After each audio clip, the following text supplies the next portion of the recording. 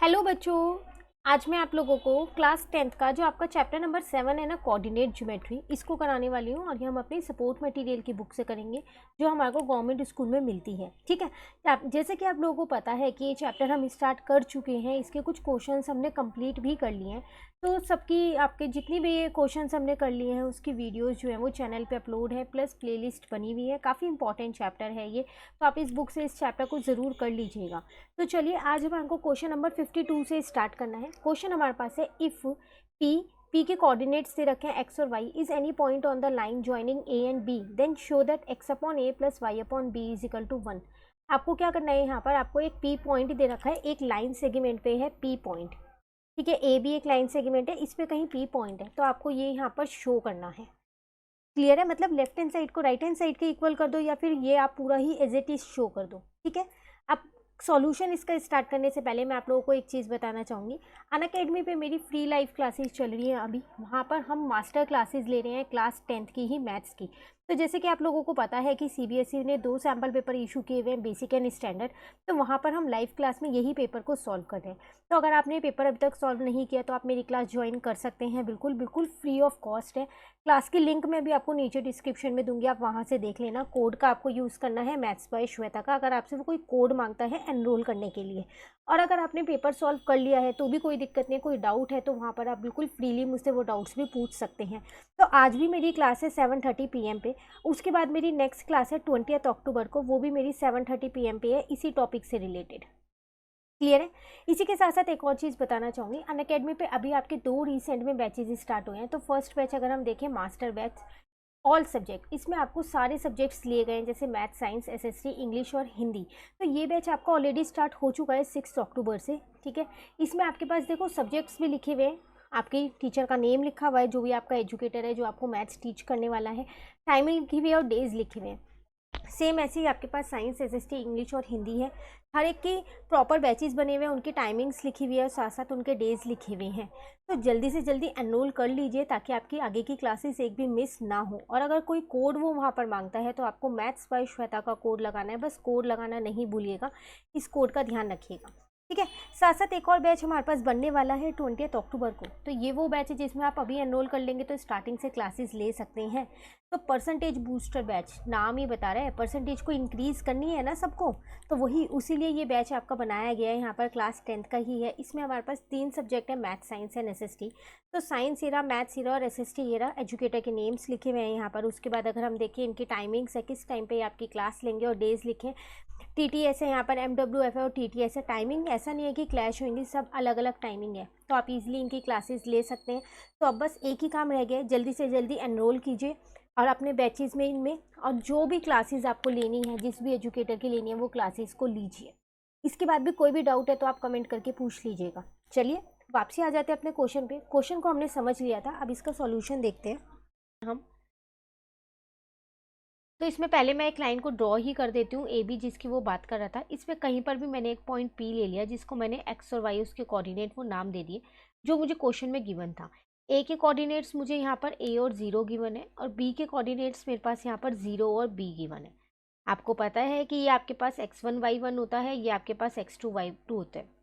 मैंने क्या किया, जो ये पी पॉइंट इस पे है ना, इसकी मैंने खुद से एक रेशो मान ली, k/1। मैंने ये मान लिया कि जो ये पी पॉइंट है ना, ये ए बी को इस रेशो में डिवाइड कर रहा है। तो यहाँ लिख भी देती हूँ साथ साथ, let the ratio B k/1। अब आपको पता है जब भी रेशो मानी है तो सेक्शन फॉर्मूला ही अप्लाई होने वाला है। तो वो आपके पास होता है x इज इक्वल्स टू में m1x2 प्लस में होता है m2x1 और अपॉन में होता है m1 प्लस का m2। y आपके पास क्या होता है, y1 m1 y2 प्लस में आपके पास होता है m2 y1 और अपॉन में आपके पास होता है m1 प्लस का m2। ठीक है, x की जगह x रहने दिया, m1 की जगह k लिख दिया, x2 जो है वो मेरे पास 0 है, यहाँ m2 की जगह 1 रखा और x1 जो है वो मेरे पास a है, यहाँ पर आ जाएगा k प्लस का 1।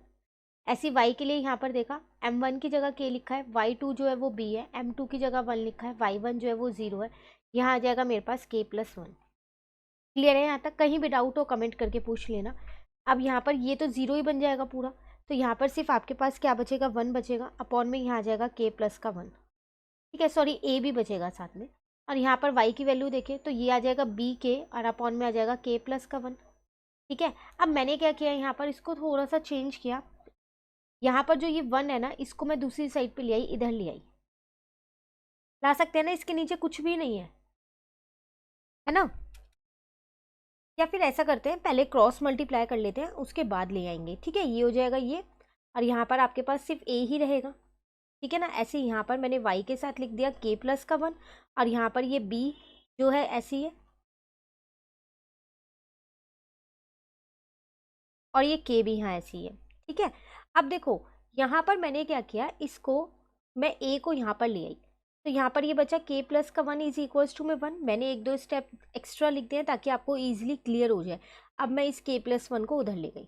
ठीक है, यहाँ से मैंने x अपॉन ए की वैल्यू इसलिए निकाली है क्योंकि मेरे को क्वेश्चन में यहाँ पर x upon a plus y upon B को ही 1 के इक्वल प्रूव करना है। तो इन दोनों से मैं इनकी वैल्यूज़ पहले फाइंड कर लेती हूँ। ऐसे y अपॉन बी कर दिया, और यहाँ पर आ जाएगा k अपॉन में k प्लस का 1।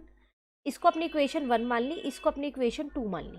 ठीक है, अब आपको क्या करना था, आपको गिवन क्या था उसमें पुट करके देख लेते हैं यहाँ पर हम, या फिर आप इन दोनों इक्वेशन को ऐड भी कर सकते हो। बात तो वही है, क्योंकि आपको यहाँ पर भी तो वो ऐड करके ही दे रखा है ना। तो हम वही चीज़ कर लेते हैं यहाँ पर। तो हमने यहाँ कर ली एडिंग इक्वेशन 1 एंड 2। तो लेफ्ट हैंड साइड को आप लेफ्ट हैंड साइड से ही तो ऐड करोगे, और राइट हैंड साइड को राइट हैंड साइड से ऐड करोगे। ये लो, मैंने यहाँ लेफ्ट हैंड साइड ऐड कर दी, यहाँ पर मैंने क्या किया, अपनी राइट हैंड साइड ऐड कर दी है। अब आप देख रहे हो ना, यहाँ पर तो बेस सेम है, तो ये मैंने यहाँ पर k प्लस 1 ऐसे ही लिख दिया, और यहाँ पर भी मेरा k प्लस 1 ही आ जाएगा। आप 1 प्लस k लिखो या k प्लस 1 लिखो, बात तो एक ही है। ये तो आपस में दोनों कट हो गए हैं। तो x अपॉन ए प्लस में y अपॉन बी कितना आ गया, 1 आ गया। आपको यही शो करना था, हेंस प्रूव्ड।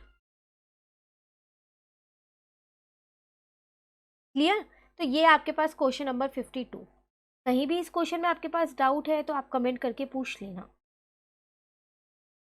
अब जो आपके पास नेक्स्ट क्वेश्चन है 53, इसमें आपके पास एरिया ऑफ ट्राइंगल का फॉर्मूला यूज़ होगा, और ये आपके पास इस बार डिलीटेड सिलेबस में है एरिया ऑफ ट्राइंगल। तो इस क्वेश्चन को हम नहीं कर रहे अभी, आगे कभी होगा कि इस टॉपिक से रिलेटेड कोई क्वेश्चन होगा तब हम इसको समझ लेंगे। ठीक है, अब क्वेश्चन नंबर 54 पे आते हैं। इसमें आपसे क्या कह रहे हैं यहाँ पर, find the relation between x and y if A B and C form an isosceles triangle with A B is equal to A C. आपसे कह रहे हैं यहाँ पर रिलेशन बताओ एक्स और वाई के बीच का, अगर आपके ए बी और सी जो है ना वो एक आइसोसेलेस ट्राइंगल के कोऑर्डिनेट्स हैं, जिसमें A B is equal to A C है। तो अगर मैं यहाँ पर देखो पहले इस ट्राइंगल को ड्रॉ ही कर लेती हूँ, तो मैंने यहाँ पर वो ट्राइंगल ड्रॉ कर लिया, एक को नाम दे दिया अपना ए बी और सी। इनके मुझे कोऑर्डिनेट्स दे रखे हैं, ए मुझे दे रखा है एक्स और वाई, तो वो मैंने यहाँ पर लिख दिया। बी मुझको दे रखा है -2 और 3, वो मैंने यहाँ पर लिख दिया अपना। और सी मुझको दे रखा है कितना, 2 और 1। इसके साथ एक इन्फॉर्मेशन भी गिवन है कि जो ए बी है वो ए सी के बराबर है। ठीक है, अब देखो मुझे यहाँ पर इनके बीच में रिलेशन फाइंड करना है एक्स और वाई के बीच में। तो इसमें हम क्या करते हैं, अगर मैं इन दोनों में डिस्टेंस फॉर्मूला लगा के इनका डिस्टेंस निकाल लूँ तो पता चल जाएगा, है ना। तो ए बी अगर इसमें डिस्टेंस फॉर्मूला, तो मैं यहाँ पर एक बार साइड में डिस्टेंस फॉर्मूला लिख रही हूँ, आपको भी एग्जाम में लिख के आना है। तो डिस्टेंस फॉर्मूला आपके पास क्या होता है, x2 माइनस x1 का होल स्क्वायर होता है, प्लस में y2 माइनस y1 का होल स्क्वायर होता है। ठीक है, चलिए पहले ए बी के अंदर लगा रही हूँ, तो ये दोनों कोऑर्डिनेट्स लूँगी बस। ठीक है ना, तो x2 माइनस x1, तो -2 माइनस x का होल स्क्वायर हो जाएगा, प्लस में y2 माइनस y1 मतलब 3 माइनस y का होल स्क्वायर हो जाएगा। अब ए सी के में लगा दूँ तो उसमें लूँगी यहाँ पर, तो x2 माइनस x1 मतलब कि 2 माइनस x का होल स्क्वायर हो जाएगा, और यहाँ पर 1 माइनस y का होल स्क्वायर हो जाएगा। अब दोनों साइड पे रूट है, तो स्क्वायरिंग बोथ साइड करके पहले रूट हटा देती हूँ, तो रूट हट जाएंगे स्क्वायरिंग बोथ साइड से। यहाँ बचेगा -2 माइनस x का होल स्क्वायर, प्लस यहाँ बचेगा 3 माइनस y का whole square is equals to, यहाँ आएगा 2 माइनस x का होल स्क्वायर, प्लस यहाँ आएगा 1 माइनस y का होल स्क्वायर। ठीक है, आइडेंटिटी लगाते हैं अब यहाँ पर। तो यहाँ पर a माइनस बी के होल स्क्वायर के लगा दूँ, साथ साथ सारी आइडेंटिटीज़ यहाँ लिखती रहूँगी, एग्जाम में आपको भी ये सारी आइडेंटिटीज़ लिख के आनी है। तो इसमें आ जाएगा मेरे पास ए स्क्वायर, प्लस का यहाँ पर आ जाएगा मेरे पास बी स्क्वायर, माइनस का हो जाएगा 2ab, 2a की जगह a लिख दिया और b की जगह मैंने क्या किया, यहाँ पर b लिख दिया। ठीक है, अब यहाँ पर इस वाले ब्रैकेट में लगाई, तो ए स्क्वायर यहाँ पर हो जाएगा, प्लस का बी स्क्वायर यहाँ पर हो जाएगा, माइनस का 2ab, तो 2 3 जा 6 और y ऐसी है। अब राइट हैंड साइड पे लगाओ, ए स्क्वायर मतलब 2 का स्क्वायर हो जाएगा, बी स्क्वायर मतलब कि एक्स का स्क्वायर हो जाएगा, माइनस का 2ab, तो 2 2 जा 4 और एक्स ऐसे ही रहेगा यहाँ, प्लस अब इस वाले ब्रैकेट में लगा रहे हैं, ए स्क्वायर मतलब 1 का स्क्वायर, बी स्क्वायर मतलब वाई का स्क्वायर हो जाएगा यहाँ पर, अब माइनस का 2ab हो जाएगा मतलब कि 2y हो जाएगा। देखो ये वाला एक्स स्क्वायर से ये वाला एक्स स्क्वायर कट हो गया, और कुछ अगर कट हो रहा है तो आप इसको कट कर सकते हो लेफ्ट हैंड साइड और राइट हैंड साइड में देख के। इस वाले वाई स्क्वायर से ये वाला वाई स्क्वायर कट हो गया, बाकी एक बार लिख लेते हैं, फिर और कुछ कट हो रहा होगा वो कर देंगे। -2 का स्क्वायर 4 हो जाएगा, यहाँ आ जाएगा आपके पास प्लस, ये हो जाएगा 2 2 जा 4, इंटू में एक्स है तो 4x, प्लस 3 3 जा 9 हो जाएगा यहाँ पर, माइनस का 6y ऐसी है, यहाँ पर भी 4 आ जाएगा, माइनस का 4x है, प्लस का 1 है और माइनस का 2y ऐसी है। तो अब इस 4 से इस 4 को भी मैंने कट कर दिया यहाँ पर, तो ये आ जाएगा मेरे पास यहाँ पर 4x, इस वाले 4x को भी इधर ले आई, प्लस का हो गया, ये हो गया प्लस का 9, इस वाले 1 को भी इधर ले आई, माइनस का 6y, इस वाले 2y को भी इधर ले आई। ठीक है यहाँ तक।